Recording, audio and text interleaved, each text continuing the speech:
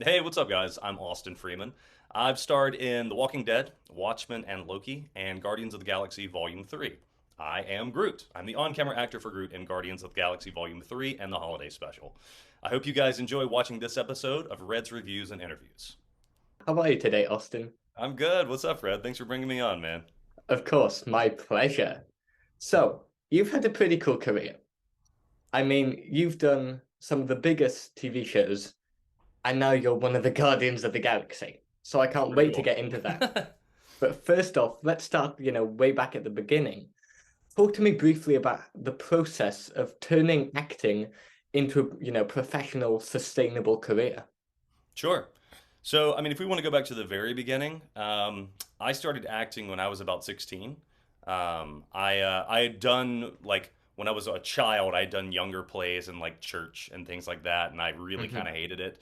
But I played sports for most of my younger life. I was a big baseball player for a long time.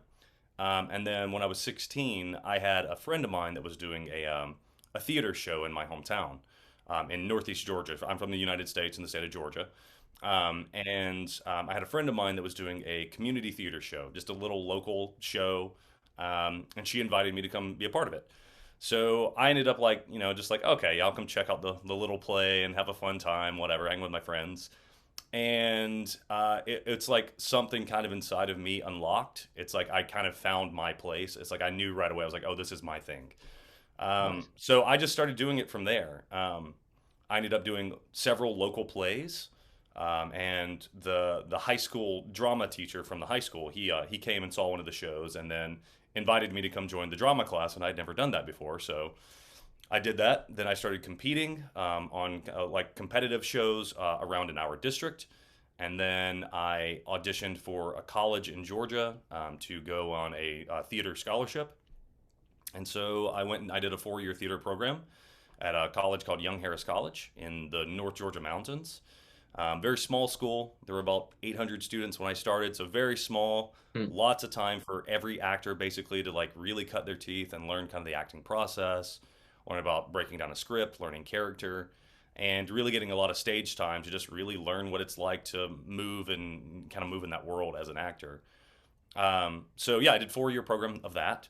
Got a lot of great training, had a lot of great teachers that taught me everything from singing and dance and stage combat and acting to the bare bones of that.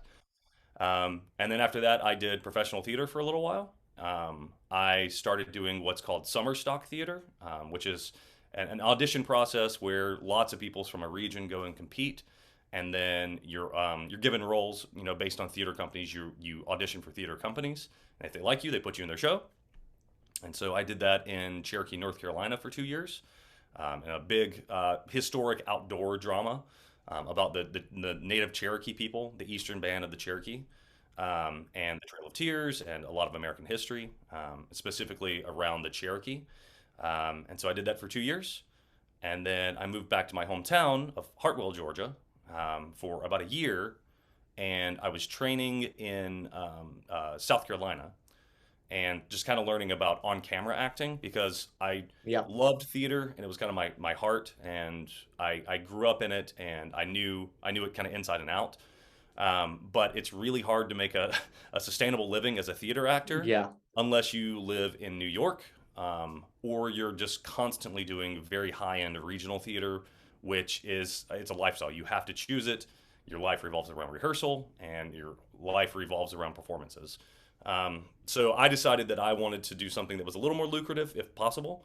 And so I decided to go into the film route, which is hilarious because most actors don't make a living in film. But I had some really good teachers along the way, and I signed with my first acting agency when I was in South Carolina. And my teacher at the time, his name was Ron Joseph.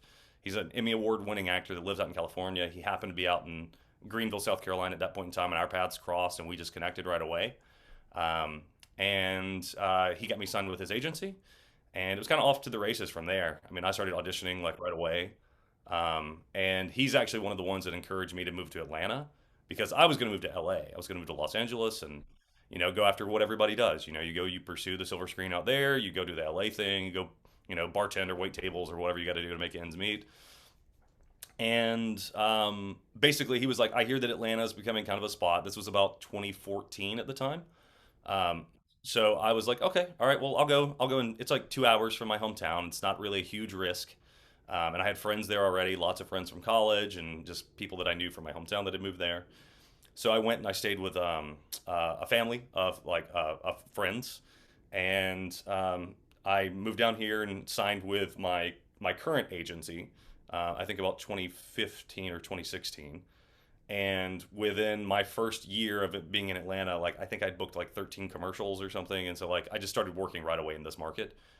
And so I worked commercially for a good bit of time, for probably about 2 years, like very consistently working. Yeah. And then I started booking like smaller TV projects, probably around 2017. I'd done some movies, like sort of independent movies, horror movies, and things like that.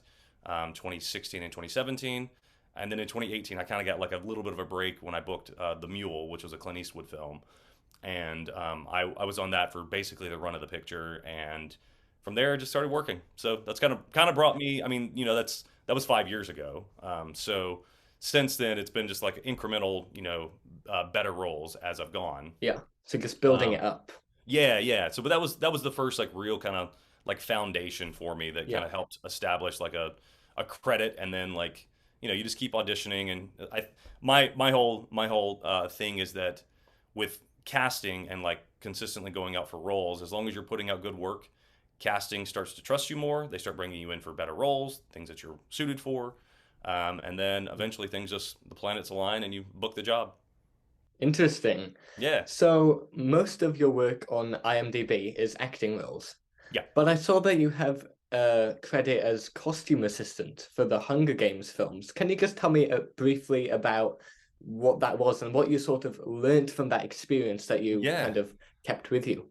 So yeah, when I first, especially when I first moved to Atlanta, I was just trying to just be involved in film as much as I possibly could.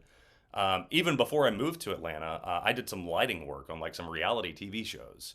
Because when I was in college, I was a lighting technician, so I learned how to light the set and stage, and kind of learned about those color schemes and dropping in gobos and all these little pattern things that like create cool lighting patterns. So I mean, I started doing that a little bit, like just day playing on jobs, make a little money and kind of work with a crew. And then I had friends from college that were kind of consistently working on crew side. And so when I came in, like sometimes they would just reach out to me and say, "Hey, you want to work on this job?" And then you just kind of make connections. And so I worked on the Hunger Games, and then I worked on this project called The Fifth Wave. And then I worked on what else did I work on? I worked on the originals as a costume assistant.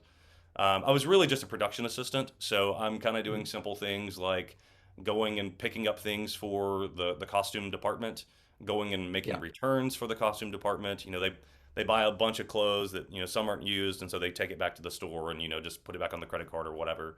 So I was doing a lot of that kind of stuff. I worked on this movie called Office Christmas Party, but I did several jobs in the costume world and kind of got to kind of understand like what that was about. But I was never like, I'm not skilled with like a needle or any like a sewing machine or anything like that. They never trusted me with that, which was very smart of them. So let's move on to talk about your work with Marvel. Yeah. How did your role in Loki come about, and what was Tom Hiddleston like to work with? Yeah, so I mean, that was such a beautiful project. Like, I was a huge fan of, I've always been a huge fan of Loki. He's been one of my favorite characters in the MCU for a long time. So that audition process, they were very secretive about what each streaming Marvel show was. This was the second one that came Mhm. out. It came out after WandaVision, which I was a huge fan of. I loved WandaVision. Um, and they were just code names, and it came out, and when it came out, it was like I was auditioning for this kind of like person that had it was almost like a young girl's spirit possessed my body type thing. So it was like I was trying to portray that in the audition. And so I started looking up to see like what is this? Is this like Mephisto, or like what is this? I was looking up to see like what character might potentially have this power. And um so yeah, I mean I played it as straight as I could, as true as I could, for the role. And Um, yeah, it was awesome. So I got to go on onto that set, and I mean I got to share the screen with Tom for like a while. I mean he's such a giving actor too. I mean he's I've always been a big fan of his work in general, so that was like really cool just to like meet and work with him. And I mean, I remember before we like really started filming, we just sat off to the side and talked for like 30 minutes about character and about what Loki is to him, like his kind of process. So we get to do some of that kind of deep dive acting work, which is like what we really, really love, you know, kind of on the acting side. Yeah. And we just got to kind of talk a little bit, I mean, just about how that role had changed his life. And, you know, he'd been doing it for 10 years at that point, basically. Um, and then, yeah, I mean, we got to just kind of play. We got to go on camera, and I mean, there were scripted lines. Obviously, they have a very scripted kind of like beat structure to the way that those scenes work.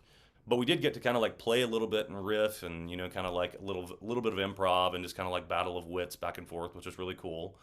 And it was just you know just like me butting heads with Tom Hiddleston, and he's like such a nice gentleman, you know, such an upstanding Brit, like just so nice. And you know, after every take, he was like, "Oh man, that was really, you know, that was really great," you know.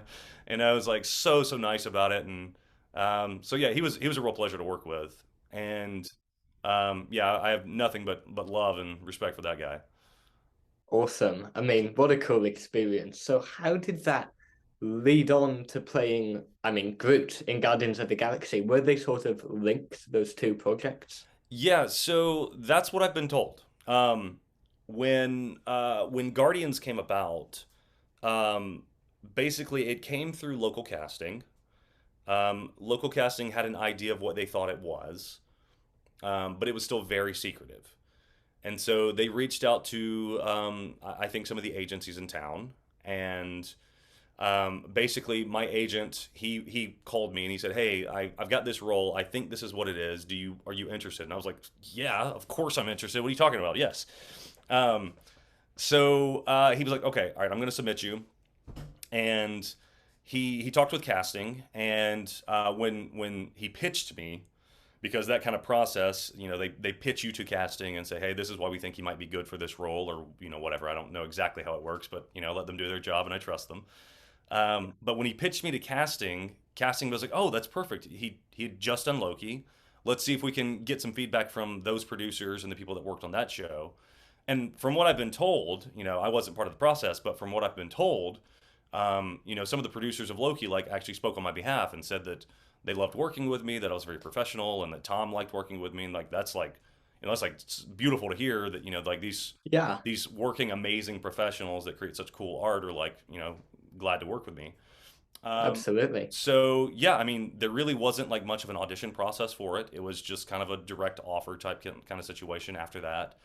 And yeah, I mean, it kind of went from there. Like I found out in October of 2021 that I had the job, and then I started working in November.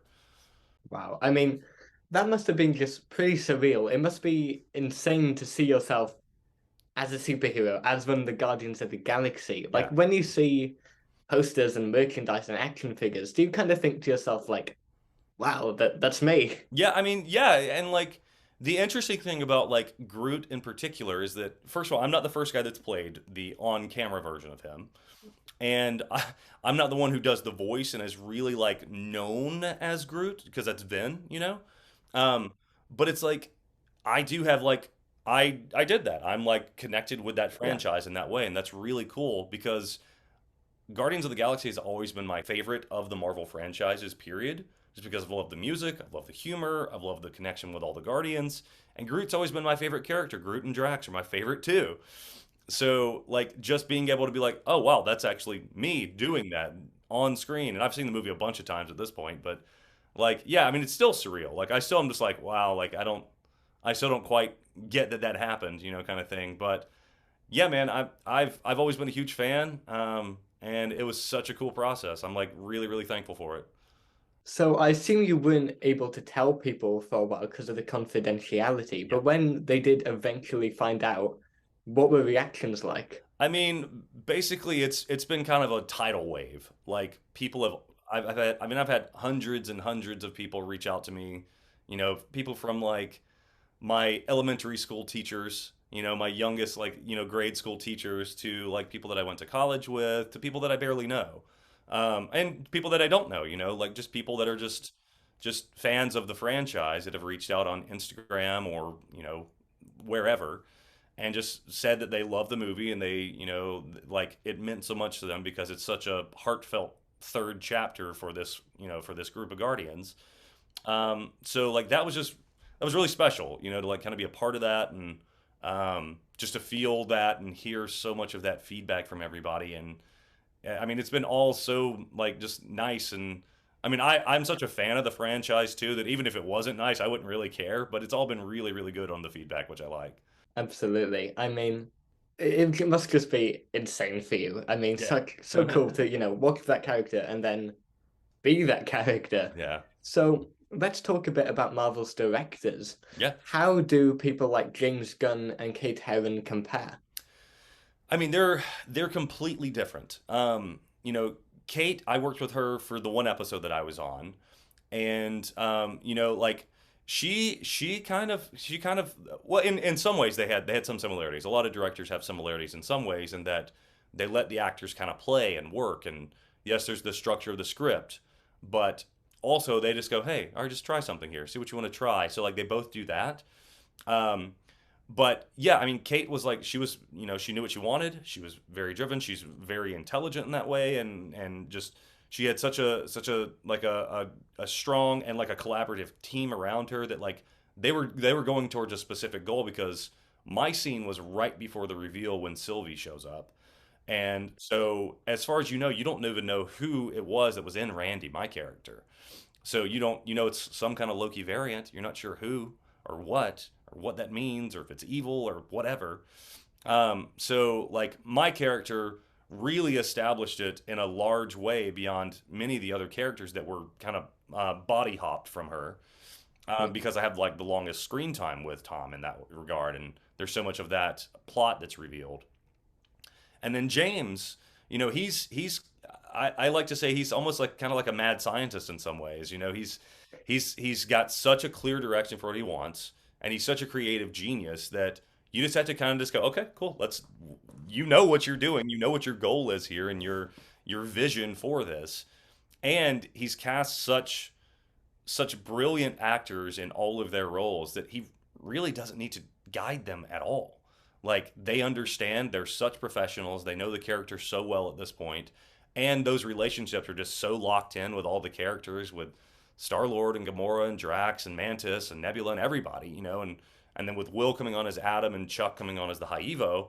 I mean, it everybody there is just such a professional that they know what they're doing. And and Sean playing Rocket, he's been there since the beginning too, and playing Kraglin. So it's like there's such a strong camaraderie, and like those guys, they just love each other so much that it was really just kind of magic, and you just kind of let it work.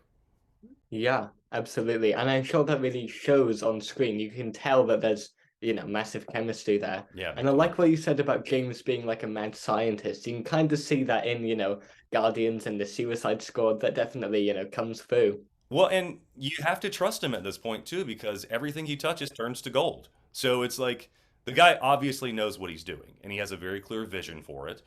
And when somebody has a good track record like that, you just let them work because they're going to turn something into greatness, and he has, and with every single project he's touched. So that's really cool. Yeah. For those who are under the impression that Vin Diesel alone plays Groot, can you just explain your role and how your performance was turned into the VFX? Yeah, sure. So with my role, I am an on-camera and motion action performer. So I am basically all of the movement and all of a lot of the facial movements for Groot. So I'm on and I'm wearing, it's a gray patterned suit. And it's something that the motion capture and the VFX team basically locks onto, and then they digitize over. And there's lots of, you can see some of the videos of the renderings and how they like do that. I don't know that process myself, but it's basically it's based on my movements, and then they work with it from there, and they can move me and digitize me in and out of things. And but it is mine is kind of the skeleton for how they create the character and the movement. And then afterwards, like I'm on set and I'm saying all of the I am Groots, and there's the context for what each of those mean as we're going through. And all of those things are things that I'm actually doing on set with the other actors, so that on camera they have something real to react to. And so it's all real, just acting. We're connected in. We're connected in on the scene, and we're playing it exactly how you see it on screen. And then afterwards, Vin, I assume I haven't worked with him a whole lot, but I assume what he does is he goes into a voiceover session with James and with the other showrunners and the people that are in charge. And he goes in and he says the I am Groots, he performs those, and he has the context for what each one means. And they probably say, okay, we like this one, let's do a little bit more here. And as in a general voiceover session where they'll give you a little direction from the voice director or the director themselves. And then they kind of mesh those two worlds together with the body and the voice, and you have the character. Awesome. That makes sense. Yeah. How did you go about moving like Groot? Because it must be difficult to convey a CGI character's emotion and his essence, especially because he doesn't have much dialogue. Well, and that's the cool thing is that, I got some direction from James, obviously.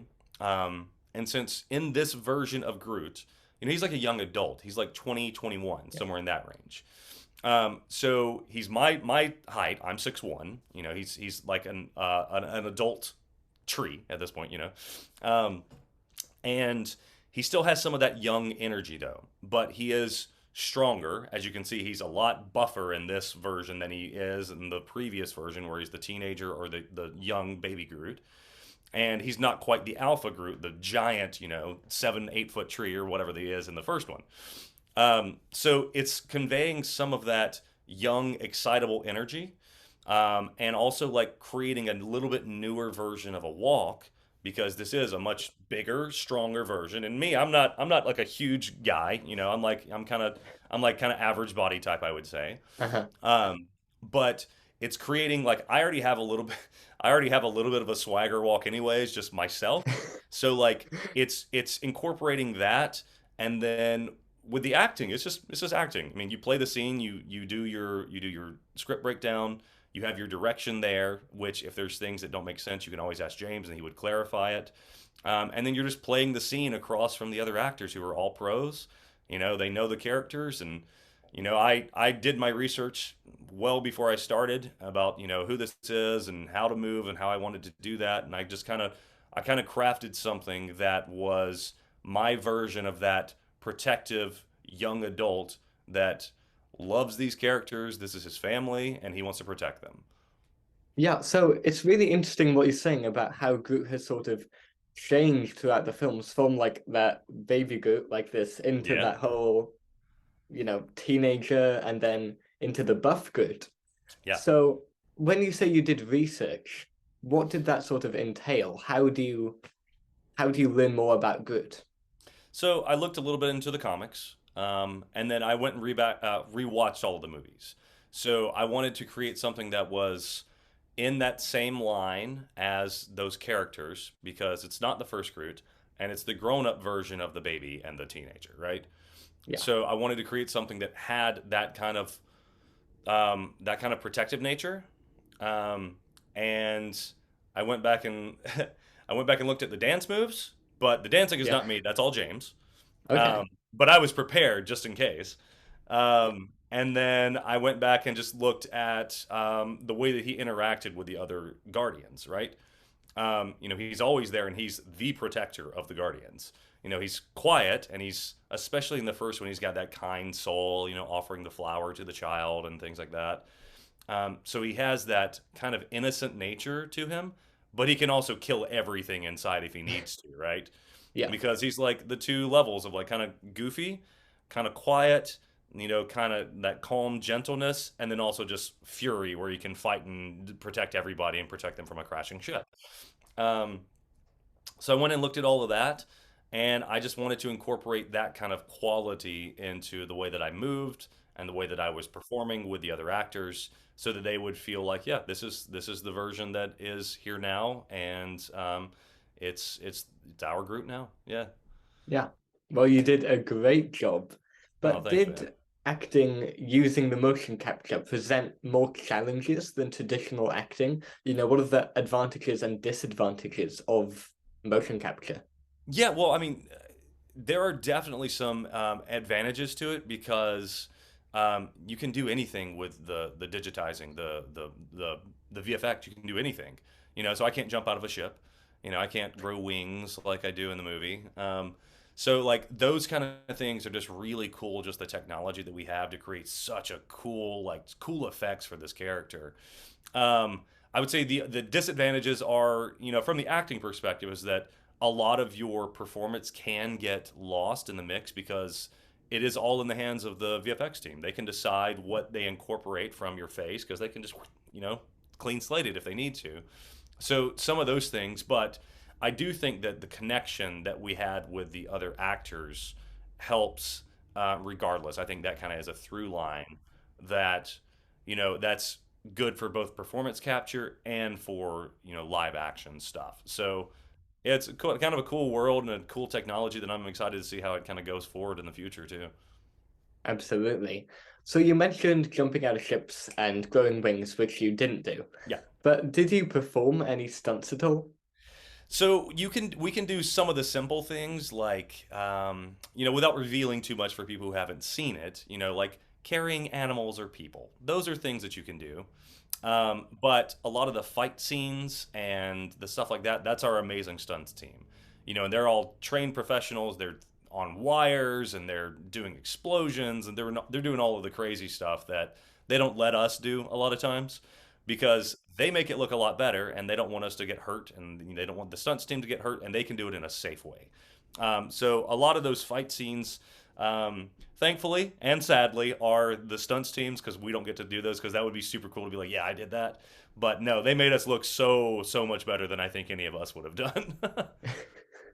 Right. So is that sort of fun and humorous vibe from the movies reflected on the set? Do you have any funny anecdotes? Oh, 100%. I mean, basically every day it's like everybody just joking the entire time.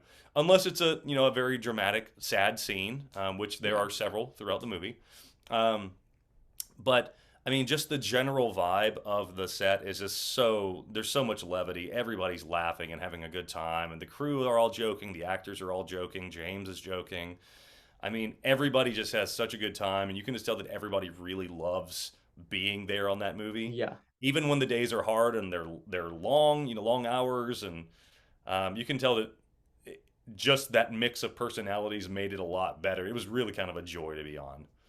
Do you prefer the holiday special or Guardians 3 as far as your time on set? Because I hear that you filmed them back to back, right? They were the same time. Right. So there would be days. It was a lot fewer for the holiday special, obviously, but it was still, we would be working and I'd be going to set, and I would know that that day we were doing scenes from the holiday special, or we would be jumping back and doing scenes from, Guardians 3, because there is a huge amount of like decoration, the set decoration team, the everybody that's working on the sets. They had so much that they had to do, so yeah, there were days where like when we were done with a certain set and they would decorate it for the holiday special, right? With all of the Yeah. holiday decorations and the lights and the trees and all that stuff. Um, but yeah, I worked on Guardians 3 a lot more, so that's the one that just has, kind of the love. But the holiday Yeah. special was so fun, and I've always wanted to do a holiday special. That was like really cool because there's not many of them. No, So it's like, yeah, and I think that'll probably be like something that people, especially people that are MCU fans, like they'll play it every year. So that's really cool. exactly. Yeah. For sure. So the Guardians movies are known for their terrific soundtracks. Yeah. Was music ever played on the set? Yeah, they play it all the time actually. So we had a lot of that music stuck in our head for weeks afterwards because you're playing it 300 or 400 times in a day because you got to go the take over and take over and take over. So we had that, and then we had the live band, the old 97s, that's in the holiday special. That's a real band, and they were playing their Christmas song, and they were playing it over and over and over. So we all had that stuck in our head for a long time after that as well. That must have been cool though. It must like kind of get you in the zone more. Oh yeah, for sure. And I mean, when it's the sad scenes, we had some of that like beautiful operatic music playing too to help us kind of just anchor in and like, be in the scene, and it really helps that emotion flow in the ways that you need it to for some of those scenes as well. Cool. So I'm going to name a couple of the people you work with. You tell me, whether it's anecdotes or memories or funny moments, just tell me a bit about your time working with them. Okay. First up, we've got the Guardians. So maybe Chris Pratt, Zoe, Dave, Karen, Tom, all of them. Sure. So we'll start with Karen first, Okay. Karen Gillan, who plays Nebula. She was the first person that I met of the Guardians, and it was my first day on. And I'd never met Karen before. I never worked with her. I knew some of her work from Doctor Who and Jumanji and several other projects she's done. Yeah. So I knew of her. I knew of her work, but I did not know her. I didn't know her personality. And when I met her, she's in the full Nebula. It's like almost like a prosthetic piece that's like completely put on. It's like super super tight on her face. Um, so I met her, and I just knew her from that character, which is very stoic, which has like sort of that deep brooding nature that Nebula has. And so it's my first day on, and I'm the new guy. Nobody knows who I am. I'm just on. I'm like, hey, what's up, guys? So my first day on, I see her on set, and I'm like, okay, well, let me go break the ice and say hello. So I'm like, oh, hey, Karen, I'm Austin. I'm playing Groot, and she just has kind of this face that's like very like stoic and robotic in the makeup, right?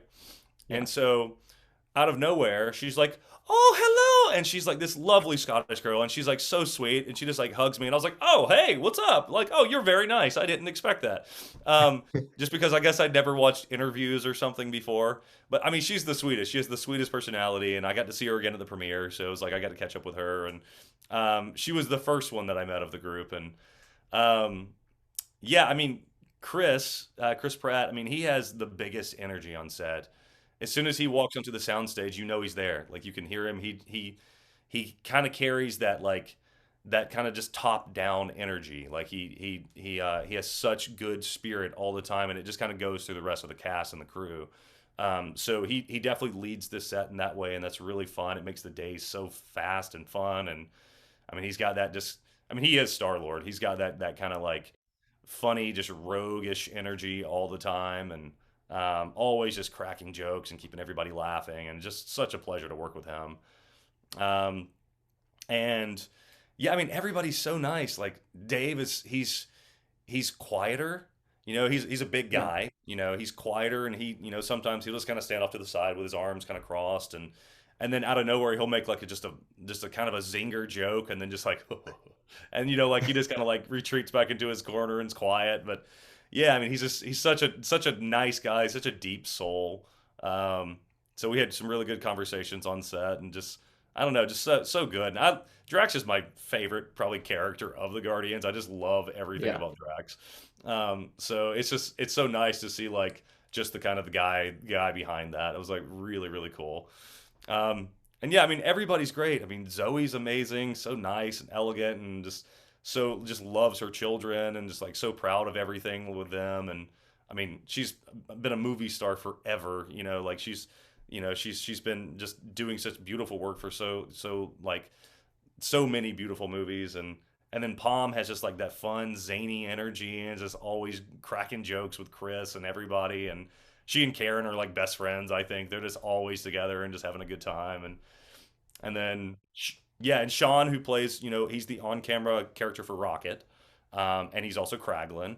He's just so fun. He's so down to earth, and just like he's been doing that. He's been a working actor for a long time too, and just doing his thing. And this is put him into another light, and it's like it's super fun to see him interacting with his brother on set. And it's like everybody. I mean, Yeah. Maria, who plays Cosmo, she and I became friends, and we still stay in touch and talk pretty frequently. And Chuck is just Chuck, who plays the High Evolutionary. He's like this, just such a refined person.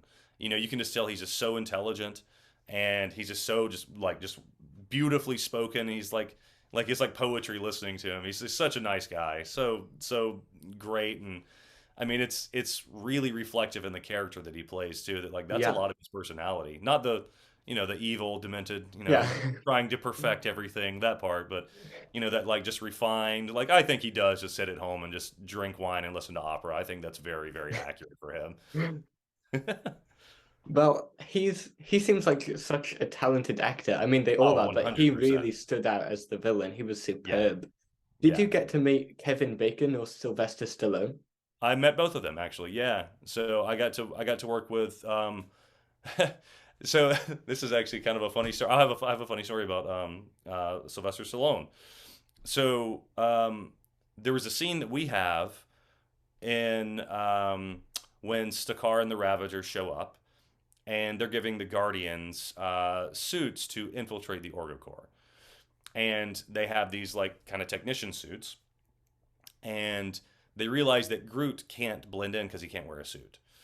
And so there is a scene between Groot and Martinex, who is kind of a glass-faced Ravager, played by Michael Rosenbaum.